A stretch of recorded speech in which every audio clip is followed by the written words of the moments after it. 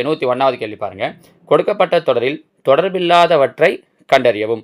Find the odd man in the series. இதில் எது பொருந்தாதது அப்படின்னு கேட்டிருக்காங்க. நம்பர்ஸ் பாருங்க.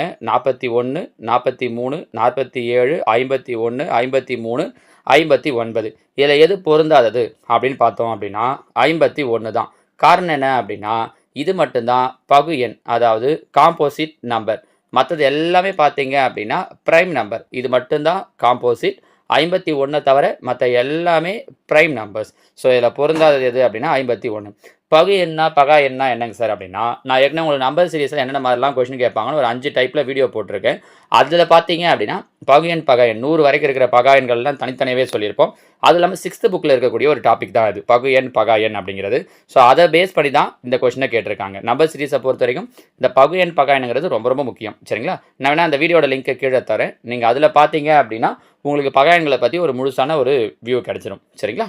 அடுத்ததாக 102, 19, 37, 73, 145, 217, 285. இதில் பொருந்தாதது எது அப்படின்னு கேட்டிருக்காங்க. பாருங்கள், 19 கூட எதை கூட்டினா 37 வரும் அப்படின்னு பார்க்குறேன். 19 கூட 18 கூட்டணும் அப்படின்னா 37. கரெக்டாக?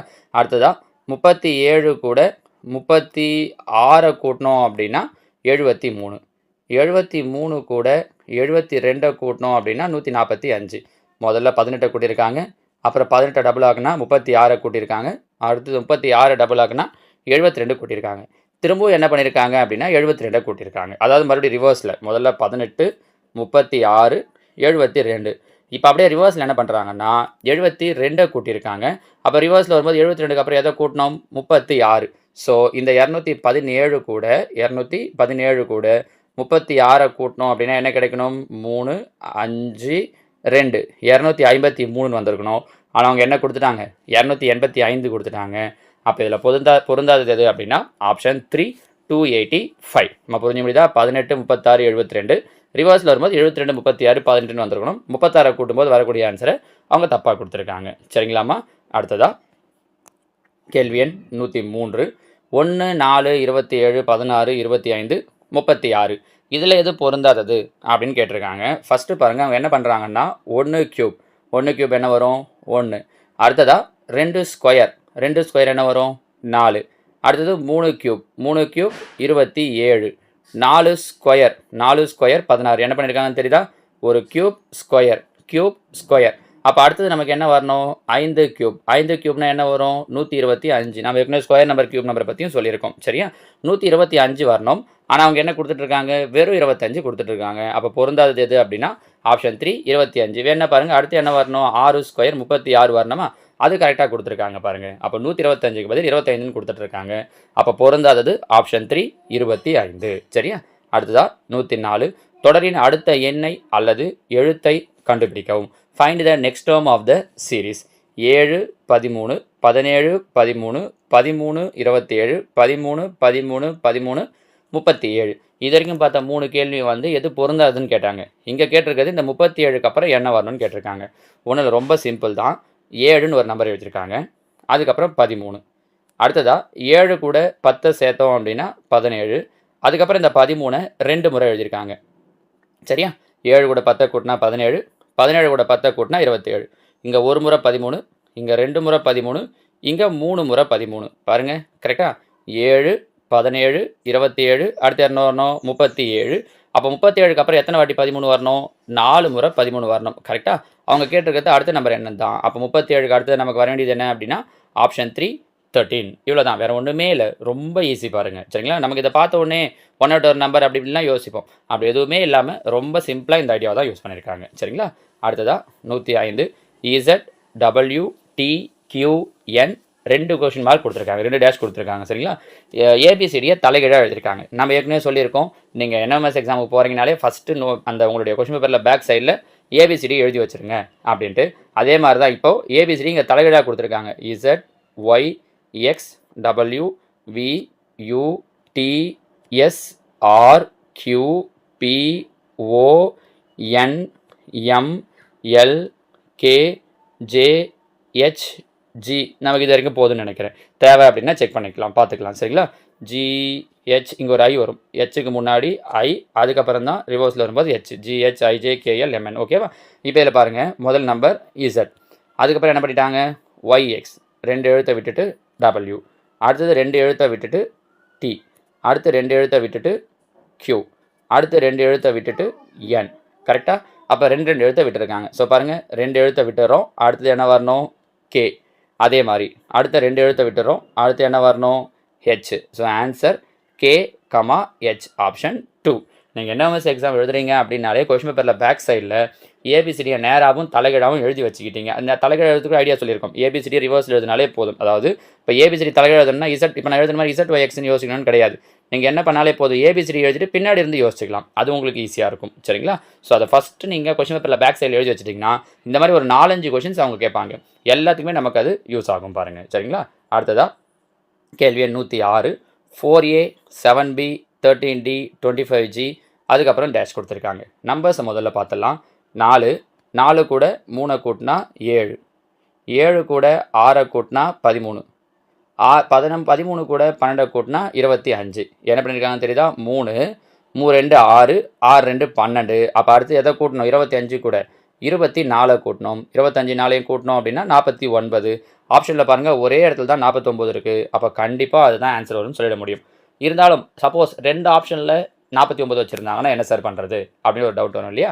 அதனால் பாருங்கள், அந்த லெட்டர்ஸ் வச்சு நான் சொல்லிடுறேன். ஏ, அடுத்த எழுத்து பி, அடுத்து சி விட்டுட்டாங்க, டி, அதுக்கப்புறம் இஎஃப் 2 எழுத்து விட்டுட்டாங்க, ஜி, அடுத்ததாக ஹெச்ஐஜே 3 எழுத்து விட்டுட்டாங்க. அடுத்து என்ன வரணும்? கே. பாருங்கள், அதான் வந்திருக்கு 49K.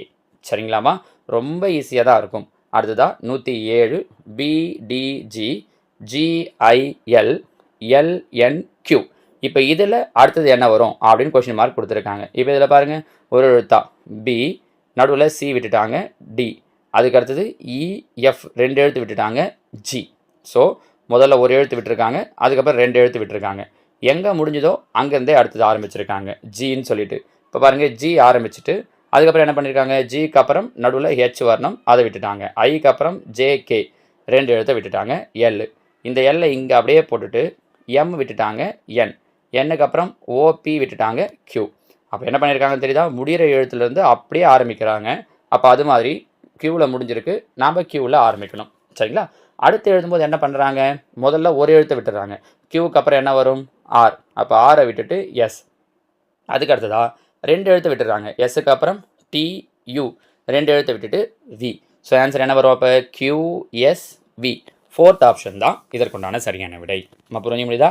ஏபிசிடி தெரிஞ்சால் போதும்மா, தாராளமாக நீங்கள் 4-5 கொஸ்டினை உங்களால் அட்டன் பண்ணுற முடியும். இப்போ இந்த கேள்வி பாருங்கள், இதுவும் அதே தான்.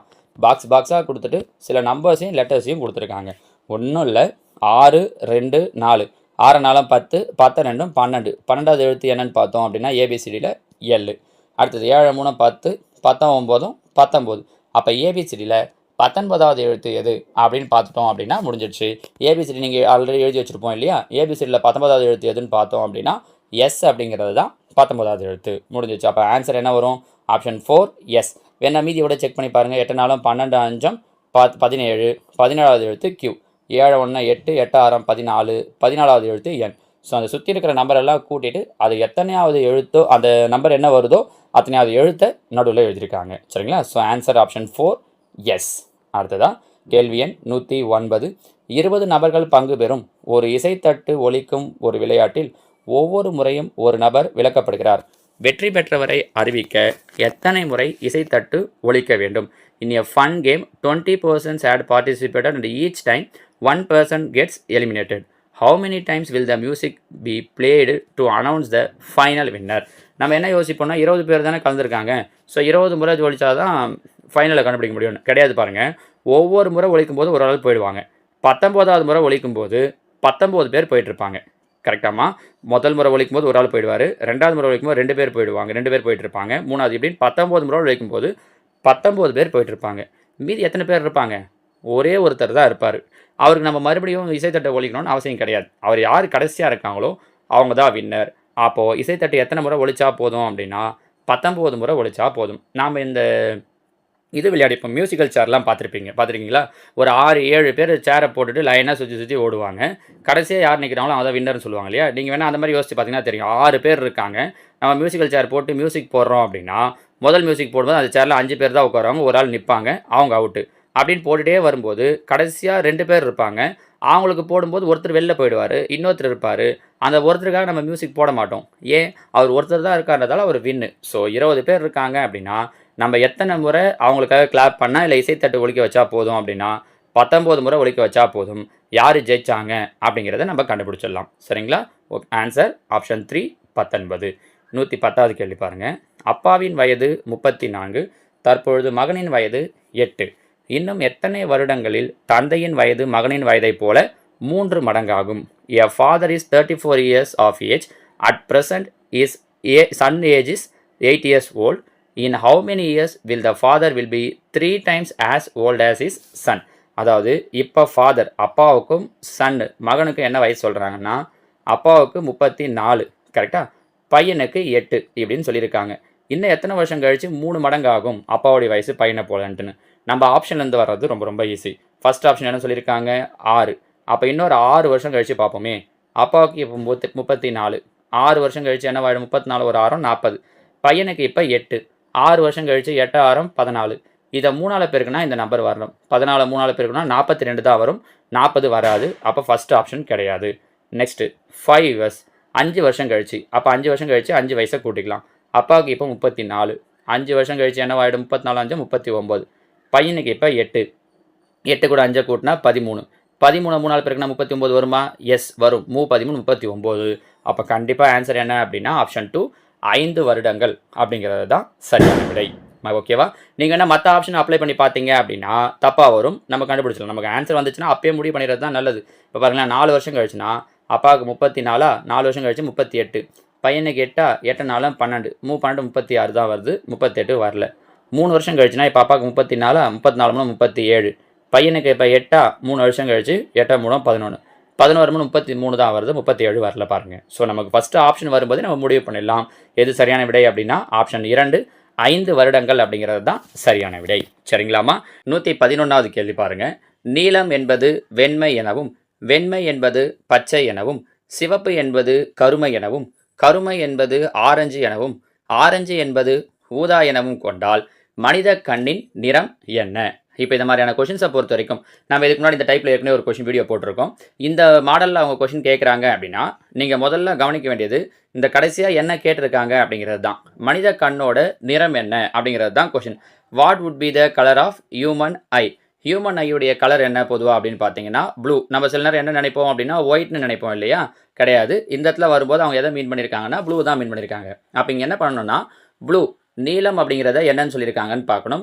நீலம் என்பது வெண்மை எனவும், அதாவது if blue is called white, அப்போது கலர் ப்ளூ, ப்ளூ அவங்க என்னன்னு சொல்லியிருக்காங்க அப்படின்னா வெண்மைன்னு சொல்லியிருக்காங்க. அப்போ நம்ம ஆன்சர் என்ன சொல்லணும் அப்படின்னா வெண்மை அப்படிங்கிறது தான் நம்மளுடைய ஆன்சர்னு சொல்லணும். ஒயிட் அப்படிங்கிறது தான் நம்மளோட ஆன்சர். இல்லை சார் மனித கண்ணுடைய நிறம் வந்து ஒயிட்டாக தானே இருக்கும் அப்படின்னு யோசிச்சிங்கன்னா இங்கே பாருங்களேன், அவங்க வெண்மை என்பது பச்சைன்னு கொடுத்துருக்காங்க. White is called green. அப்போ ஒருவேளை நீங்கள் சொல்கிற மாதிரி ஒயிட்டாக இருந்தால் அவங்க ஆன்சரில் என்ன கொடுத்துருக்கணும் அப்படின்னா க்ரீன், பச்சைன்னு கொடுத்துருக்கணும். எங்கேயாவது அப்படி கொடுத்துருக்காங்களா? கொடுக்கல. ஸோ அவங்க எதை மீன் பண்ணியிருக்காங்க அப்படின்னா ப்ளூ அப்படிங்கிறது தான் மீன் பண்ணுறாங்க. ப்ளூங்கிறத என்னன்னு சொல்கிறோம் அப்படின்னா ஒயிட், வெண்மைன்னு சொல்கிறோம். ஸோ இந்த கேள்விக்கு உண்டான சரியான விடை வெண்மை, ப்ளூன்னு போடக்கூடாது. சரிங்களா? அடுத்ததா கேள்வி எண் 112. ஆல்ஃபா என்பது ப்ளஸ் எனவும், பீட்டா என்பது மைனஸ் எனவும், காமா என்பது வகுத்தல் எனவும், டெல்டா என்பது பெருக்கல் எனவும் கொண்டால் இந்த குறிக்கெல்லாம் இப்போ நான் சொன்னது தான் பேர். Alpha, beta, gamma, delta. ஒன்று இதெல்லாம் ஃபிசிக்ஸில் படிச்சிருப்பீங்க. இல்லை இதுக்கப்புறம் வரப்போகிற கிளாஸஸில் மேத்ஸில் படிப்பீங்க இந்த சிம்பிள் எல்லாம். சரிங்களா? இப்போ என்னென்னா ஒரு குறிக்கை பற்றி ஒரு சிம்பிளை கொடுத்துருக்காங்க. நம்ம இதை போர்ட் மாஸ் ரூல் அப்படின்னு சொல்லுவோம். நான் உங்களுக்கு இந்த ரூலை பற்றி தனியாக ஒரு வீடியோ அடுத்தடுத்த கிளாஸில் போடுறேன். சரிங்களா? இப்போ இதில் பாருங்கள், அவங்க கீழே கொடுத்துருக்க நம்பர்ஸ் 100, 100, அதுக்கப்புறம் என்ன சிம்பிள் கொடுத்துருக்காங்க அப்படின்னா அந்த காமா அப்படின்னு சொல்லுவோம். அதுக்கு நேரில் என்ன சொல்லியிருக்காங்க? வகுத்தல். அப்போ 100 வகுத்தல். அடுத்த நம்பர் என்ன சொல்லியிருக்காங்க? 10. அதுக்கப்புறம் என்ன சிம்பிள் கொடுத்துருக்காங்க? டெல்டா. டெல்டாவுக்கு என்ன கொடுத்துருக்காங்க? பெருக்கல். பெருக்கலுக்கு அப்புறமா அவங்க கொடுத்துருக்க நம்பர் 10. 10க்கு அப்புறம் பாருங்கள் பீட்டா, பி மாதிரி போட்டிருக்க இல்லையா, அதை பீட்டான்னு சொல்லுவோம். பீட்டாவுக்கு பதில் கழித்தல். அதுக்கப்புறம் என்ன கொடுத்துருக்காங்க? 27. 27க்கு அப்புறம் என்ன சிம்பிள் இருக்குது? ஆல்ஃபா. ஆல்ஃபாவுக்கு என்ன சொல்லியிருக்காங்க? கூட்டல். அதுக்கப்புறம் இருக்கிற நம்பர் என்ன 4. அதாவது அவங்க சொன்னதில் இருக்கிற ஒரு நம்பரையும் எழுதிக்கிட்டு நடுவில் இருக்கிற குறிகளுக்கு பதில் அவங்க சொன்ன ப்ளஸ் மைனஸ் வகுத்தல் பெருக்கலை போட்டுட்டோம். இப்போ பாருங்கள், போட்மாஸ் ரூல் படி ஃபஸ்ட்டு ப்ராக்கெட் இருந்தால் ப்ராக்கெட் செய்யணும், ப்ராக்கெட் இல்லை. ஆஃப் இருந்தால் ஆஃப் செய்யணும், அதுவும் இல்லை. ஸோ இந்த 4 குறியில் இப்போ வகுத்தல் இருக்குது, பெருக்கல், கழித்தல், கூட்டல் இருக்குது இல்லையா? இதில் நம்ம ஃபஸ்ட்டு எதை செய்யணும்னா டிவிஷன், வகுத்தல் அப்படிங்கிறத செய்யணும். பாருங்கள், 100 வகுத்தல் 10, 100 10ஆல் வகுத்தோம் அப்படின்னா என்ன கிடைக்கும்? 10ன்னு கிடைக்கும். கரெக்டாக? இப்போ இந்த 10 பெருக்கல் 10, ஏன்னா டிவிஷனுக்கு அப்புறம் என்ன வரும் அப்படின்னா மல்டிப்ளிகேஷன், பெருக்கல். அப்போ 10ஐயும் பெருக்கினா 100. எம் மல்டிப்ளிகேஷன் ஆச்சா? அதுக்கப்புறம் பார்த்தீங்க அப்படின்னா அடிஷன். இது 100, இது ஒரு 4, 100 + 4 கூட்டணும் அப்படின்னா என்ன கிடைக்கும்? 104. அதுக்கப்புறம் தான் என்ன செய்யணும்னா சப்ராக்ஷன், கழித்தலை செய்யணும். கழித்தல் என்ன குறி இருக்குது? கழித்தல் என்ன நம்பர் இருக்குது? 27. அப்போ 104லேருந்து 27 கழிக்கிறோம். கழித்தோம் அப்படின்னா என்ன கிடைக்கும்? 77ன்னு கிடைக்கும். ஸோ இந்த கேள்விக்கு உண்டான சரியான விடை ஆப்ஷன் 2, 77. சரிங்களாம்மா? அந்த குறிகளை மாற்றிக்கணும். மாற்றிட்டு அதுக்கான ஆன்சர் என்ன அப்படிங்கிறத கண்டுபிடிக்கணும் போட்மாஸ் ரூல் படி. நான் இது உங்களுக்கு தனியாக ஒரு வீடியோவாக போடுறேன். சரிங்களா? இங்கேயும் அதே ஐடியாவை யூஸ் பண்ணி தான் கொஸ்டின் கேட்டிருக்கோம். பெருக்கல் என்பது கூட்டல் எனவும், வகுத்தல் என்பது கழித்தல், கழித்தல் என்பது பெருக்கல், கூட்டல் என்பது வகுத்தல். இப்படி இருந்தால் இந்த ஒரு நம்பருக்கும் நான் முதல்ல உங்களுக்கு புரியறதுக்காக நம்பரை எழுதிடுறேன், அதுக்கப்புறமா குறிய சொல்கிறேன். சரிங்களா? 12, 8, 16, 4, 7 இதுதான் அவங்க சொல்லியிருக்கிற நம்பர். குறிகள் பாருங்கள், இங்கே நடுவில் மைனஸுக்கு பதில் அவங்க என்ன போடுறதா சொல்லியிருக்காங்கன்னு பாருங்கள். மைனஸ் என்பது பெருக்கல். மைனஸ் அப்படிங்கிறதுக்கு என்ன சொல்லி, மைனஸ் மீன்ஸ் மல்டிப்ளை. அப்போ ஃபஸ்ட்டு மைனஸுக்கு பதில் பெருக்கல்னு போட்டுக்கணும். அடுத்தது என்ன கொடுத்துருக்காங்க? கூட்டல். கூட்டலுக்கு பதில் என்ன கொடுத்துருக்காங்கன்னு பாருங்கள். கூட்டல் என்பது வகுத்தல். Plus means divide. அப்போ அடுத்த சிம்பிள் டிவைட். அடுத்தது என்ன கொடுத்துருக்காங்க? டிவிஷன். வகுத்தல் என்பது கழித்தல். Divides means minus. அப்போ அடுத்ததாக என்ன போடணும் அப்படின்னா மைனஸ். இது வகுத்தல், இது மைனஸ். அடுத்ததாக பெருக்கல் என்பது கூட்டல். Multiply means addition. அப்போ அப்படின்னா இந்த இடத்துல ப்ளஸ். இப்போ போட்மாஸ் ரூல் படி முதல்ல நீங்கள் 12, 8 பெருக்கிட்டீங்க அப்படின்னா ஆன்சர் தப்பு. சரிங்களா? முதல்ல வகுத்தலை தான் செய்யணும். பாருங்கள், 8 வகுத்தல் 16. அப்போ 8 16ஆல் வகுக்கிறோம். என்ன கிடைக்கும்? 1 8 8 16, 1/2ன்னு கிடைக்கும். முதல் நம்பர் 12, பெருக்கல் 1/2, கழித்தல் 4, கூட்டல் 7. இப்போ பெருக்கல்ல பாருங்கள், 1 2 6 2 12. அடுத்ததாக கூட்டல், 6ஐயும் 7ஐயும் கூட்டுறோம். 6 7ஐயும் கூட்டினோன்னா 6 7 13. மைனஸில் என்ன நம்பர் இருக்குது? 4. 13ல் 4 போயிடுச்சு அப்படின்னா 9. ஸோ இந்த கேள்விக்கு உண்டான சரியான விடை ஆப்ஷன் 1, 9 அப்படிங்கிறது தான் சரியான விடை. சரிங்களா? அடுத்ததான் கேள்வி 114. ABCDE என்ற ஐவர் ஒரு ஓட்டப்பந்தயத்தில் கலந்து கொள்கிறார்கள். அப்போ 5 பேர் ஒரு ஓட்டப்பந்தயத்தில் கலந்துக்கிறாங்க. ஒருத்தர் பின்னாடி ஒருத்தர் ஓட போகிறாங்க. சரிங்களா? இப்போ இதில் பாருங்கள், டி என்பவர் ஈக்கு முன்னதாக சென்று சிக்கு பின்னதாக செல்கிறார். அப்போ டி எங்கே போகிறாரு? ஈக்கு முன்னாடி போகிறார். அப்படி தானே? டி என்பவர் ஈக்கு முன்னதாக சென்று சிக்கு பின்னதாக செல்கிறார். கரெக்டானு பாருங்கள். D finished before E but behind C. சிக்கு பின்னாடி இருக்காரு. யாருக்கு முன்னாடி இருக்காரு அப்படின்னா பிஃபோர் ஈக்கு முன்னாடி இருக்கார். அடுத்தது, பி என்பவர் ஏவுக்கு முன்னதாக சென்று ஈக்கு பின்னதாக செல்கிறார். ஈக்கு பின்னாடி இருக்காரு. யாரு? பி. ஆனால் யாருக்கு முன்னாடி இருக்காரு?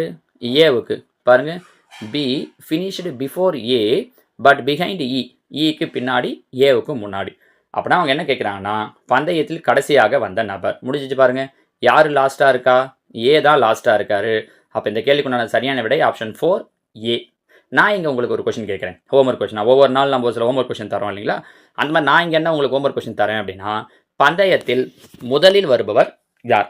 சரிங்களா? இப்போ நம்ம போட்டிருக்க இந்த லைனை வச்சு உங்களால் சொல்ல முடியும், பந்தயத்தில் முதலில் வருபவர் யார். இது ஒரு கொஸ்டின். அடுத்து ரெண்டாவது கொஸ்டின் என்னன்னா, பந்தயத்தில் இரண்டாவது பரிசை பெறுபவர் யார்? ஸோ ஃபஸ்ட்டு கொஸ்டின், பந்தயத்தில் முதலில் வருபவர் யார்? ரெண்டாவது கேள்வி, பந்தயத்தில் இரண்டாவது பரிசை பெறுபவர் யார்? இந்த லைன் வச்சு உங்களால் சொல்ல முடியும். சரிங்களா? ஏன்னா கொஷின்ஸ் அவங்க இந்த மாதிரி எதை வேணாலும் ரைஸ் பண்ணலாம் பாருங்கள். ஸோ நீங்கள் இந்த லைனை போட்டுட்டீங்க அப்படின்னா எந்த கொஷின் கேட்டாலும் ஆன்சர் சொல்ல முடியும். சரிங்களாமா? அடுத்ததா கேள்வி எண் 115. ஏவிலிருந்து இசட் வரையிலான எழுத்துக்களில் வலப்பக்க முடிவிலிருந்து 17வது எழுத்துக்கு இடப்பக்கமாக அமைந்த 7வது எழுத்து. அதாவது அங்கே என்ன சொல்கிறாங்க அப்படின்னா, ஏவிலிருந்து இசட் வரைக்கும் எழுத சொல்கிறாங்க. இங்கே ஏவில் தொடங்கி இங்கே கடைசியாக இசட். இதில் அவங்க கேட்குறது வலப்பக்க முடிவிலிருந்து 17வது எழுத்து, இங்கே இருந்து 17வது எழுத்து. அடுத்ததா இதுக்கு இடப்பக்கமாக அமைந்த, பாருங்கள், letter 7th to the left of 17th letter from the right hand. இங்கிலீஷில் படிக்கும்போது நீங்கள் லாஸ்ட்லேருந்து படிக்கணும். 17th letter from the right hand. Right ஹேண்ட்லேருந்து 17th லெட்டர், அதுக்கு 7th டு த லெஃப்ட். அப்போ இதுக்கு வலது கை பக்கம்னா இது, இடது கை பக்கம் லெஃப்ட் சைட்னா இது. இங்கேருந்து 7வது லெட்டர் எது அப்படின்னு கேட்குறாங்க. அப்படின்னா இங்கே பாருங்கள், நீங்கள் உட்காந்து ZYX எழுதணும்னு கிடையாது. ஒரு அப்படி எழுதினாலும் நம்ம ஏற்கனவே ஒரு கொஸ்டினில் சொல்லியிருக்கோம் எப்படி கண்டுபிடிக்கிறதுன்னு. இங்கேருந்து 17, இங்கேருந்து ஒரு 7. அப்போ 17 7 என்னவாயிடுச்சு? 24. ஸோ ரிவர்ஸ்லேருந்து 24வது எழுத்து எதுன்னு பார்த்தா போதும். இங்கே பாருங்கள், ABC அப்படிங்கிற மாதிரி வருமா? இப்போ இந்த ரிவர்ஸ்லேருந்து வரும்போது இது 26வது எழுத்து, இது 25வது எழுத்து, சி தான் என்னவா வந்துடும் அப்படின்னா 24வது எழுத்தாக வந்துடும். கரெக்டாக? அப்போது 24வது எழுத்தாக வரக்கூடியது ரிவர்ஸ்லேருந்து சி. ஏன் அப்படின்னா அவங்க பாருங்கள், ஏவிலேருந்து இசட் வரையிலான எழுத்துக்களில் வலப்பக்க முடிவிலிருந்து, வலது பக்கம்னா இது, இடது பக்கம்னா இது. அவங்க கேட்டிருக்கிறது வலது பக்க முடிவிலிருந்து தான் கேட்டிருக்காங்க. ஸோ ரைட் சைட்லேருந்து 17வது இருக்கிற எழுத்துக்கு லெஃப்ட் சைடில் 7வது. ஸோ 17 + 7 24. இசட்லேருந்து 24வது எழுத்து எதுன்னு பார்த்தோம்னா C. So answer option 4 C அப்படிங்கிறது தான் சரியான விடை. சரிங்களா? அடுத்ததாக 116. சில கண்டினியூவாக நம்பர்ஸை கொடுத்துட்டாங்க. அதிலிருந்து ஒரு கொஸ்டின் கேட்டிருக்காங்க பாருங்கள். என்ற எண்ணில் 1ஐ பின்னிலையாகவும் 7ஐ தொடர்ந்தும் வரக்கூடிய 8களின் எண்ணிக்கை. இங்கிலீஷில் நல்லாயிருக்கும் இந்த question. The number of 8s that preceded by 1 and also followed by 7. அதாவது 8ங்கிற நம்பர் தான் கேட்குறாங்க. அதுக்கு முன்னாடி என்ன சொல்கிறாங்கன்னா 1ஐ பின்னிலையாகவும், 1 பின்னாடி வரணும், 7 முன்னாடி வரணும். Preceded by 1 and also followed by 7. 7க்கு அடுத்ததாக வரணும் 8, 8க்கு அடுத்ததாக வரணும் 1. கொஸ்டின் புரிஞ்சு முடியுதா? என்ற எண்ணில் 1ஐ பின்னிலையாகவும் 7ஐ தொடர்ந்தும் வரக்கூடிய 8களின் எண்ணிக்கை. ஸோ இந்த அவங்க கொடுத்துருக்கிற நம்பரில் 7 8 1 எங்கே வருது அப்படின்னு பார்த்தோம் அப்படின்னா முடிஞ்சிடுச்சு. இங்கே பாருங்கள், ஃபஸ்ட்டு 7 8 1 வேறு எங்கேயாவது இருக்கான்னு அப்படியே பார்த்துட்டே வாங்க. இங்கே 1 8 7 தான் இருக்குது, அது எடுக்கக்கூடாது. 7 8 1 1 இருக்குது. வேறு எங்கேயாவது உங்கள் கண்ணுக்கு தெரியுதா? இல்லை பாருங்கள், 2 இடத்துல தான் இருக்குது. ஸோ அப்போ மொத்தம் எத்தனை செட் இருக்குது அப்படின்னா 2 செட் இருக்குது. So answer option 3 2. சரிங்களா? அடுத்ததாக கேள்வி எண் 117. ஒரு நேர் வரிசையில் ஏயின் இடம் இரு பக்க முடிவிலிருந்தும் 12 எனில் அவ்வரிசையில் உள்ளவர்களின் எண்ணிக்கை. அதாவது ஒரு வரிசையில் நிறைய பேர் நிற்கிறாங்க. ஏங்கிறவர் 2 சைடில் இருந்தும் 12வது இடத்துல இருக்காராம். In a row of students A is 12th from the either end. ஒரு ரோவில். அப்போது இங்கேருந்து இவருக்கு முன்னாடி 11 பேர் இருப்பாங்க, இந்த பக்கம் இருந்து இவருக்கு முன்னாடி 11 பேர் இருப்பாங்க. புரிஞ்சு முடியுதான்னு பாருங்கள். இங்கேருந்து 12வது ஆள், இங்கேருந்தும் 12வது ஆள். அப்போ இந்த பக்கம் 11 பேர், இந்த பக்கம் 11 பேர். ஸோ லைனில் மொத்தம் எத்தனை பேர் இருப்பாங்க? இது ஒரு 11, இது ஒரு 11. 11 + 11 22. 11 11 22. ஏவை விட்டுறக்கூடாது. சரிங்க? அவரையும் சேர்க்கணும். இந்த பரமத்தூர் கதையில் வரும்போது சில நேரம் நம்ம என்ன பண்ணுவோம்னா நடுவில் இருக்கிற ஆளை விட்டுருவோம், அவரையும் சேர்க்கணும். அப்போ 22 1ஐயும் சேர்த்தோம் அப்படின்னா 23. அப்போ அந்த ஒட்டு மொத்தமாக அந்த ரோல் எத்தனை பேர் இருப்பாங்க அப்படின்னா 23 மெம்பர்ஸ், 23 பேர் இருப்பாங்க. சரிங்களா? அடுத்ததாக 118. டிஸ்ட்ரிபியூஷன் என்ற வார்த்தையை ஒரு மாதிரி மாற்றி கொடுத்துட்டாங்க. காம்பினேஷன்ஸ் அப்படிங்கிறத எப்படி எழுதுவீங்கன்னு கேட்டிருக்காங்க. இதில் நான் உங்களுக்கு ஈஸியாக ஒரு வழி சொல்கிறேன் பாருங்கள். அவங்க பாருங்கள், முதல் 2 எழுத்து என்ன கொடுத்துருக்காங்க? எஸ்டி. அதாவது இங்கே 3வது 4வதாக இருக்கிற எழுத்தை தான் தூக்கி ஃபஸ்ட்டில் கொடுத்துருக்காங்க. காம்பினேஷனில் 3வது 4வதாக இருக்கிற எழுத்து எது? எம்மும் பியும். அப்போ ஆன்சரில் முதல் 2 எழுத்து எம்பின்னு வரணும். ரைட்டா? அடுத்த 2 எழுத்து பாருங்கள், டிஐ. டிஐ எங்கே இருக்குது? தோ கடைசியிலிருந்து நான் 3வது 4வது எழுத்து. அதே மாதிரி கடைசியிலிருந்து 3வது 4வது எழுத்து இங்கே என்ன இருக்குது? ஐஓ. அப்போ இங்கே அடுத்ததாக வர வேண்டியது ஐஓ. இங்கே இருக்குது, இங்கே இருக்குது, இங்கே இருக்குது. ஆனால் இதில் பாருங்கள் ஓஐன்னு இருக்குது. அப்போ இது இல்லை. ஆச்சா? இப்போ இது முடிஞ்சிச்சு டிஐ. அடுத்ததாக பாருங்கள் பியூன்னு கொடுத்துருக்காங்க. பியூ அப்படிங்கிறது கடைசியிலிருந்து 4 5 6வது எழுத்து. அப்போ கடைசியிலிருந்து 5 6வது எழுத்து என்ன இருக்குது? ஏடி. அப்போ அடுத்ததாக வர வேண்டியது ஏடி. ஆனால் இங்கே டிஏன்னு இருக்குது. அப்போ இதுவும் கிடையாது. அடுத்ததாக பார்த்தீங்க அப்படின்னா என்ன கொடுத்துருக்காங்க? பியூ முடிஞ்சிச்சா? டிஐ. டிஐங்கிறது முதல் 2 எழுத்து. ஸோ அடுத்தது வர வேண்டியது முதல் 2 எழுத்து. Combination CO. சிஓ இங்கேயும் சிஓன்னு இருக்குது. அதுக்கு அடுத்ததாக பாருங்கள் என்ன கொடுத்துருக்காங்க? ஓஎன். ஓஎன்ங்கிறது லாஸ்ட் 2 எழுத்து. இங்கே லாஸ்ட் 2 எழுத்து என்எஸ். அப்போ அடுத்தது வர வேண்டிய என்எஸ்.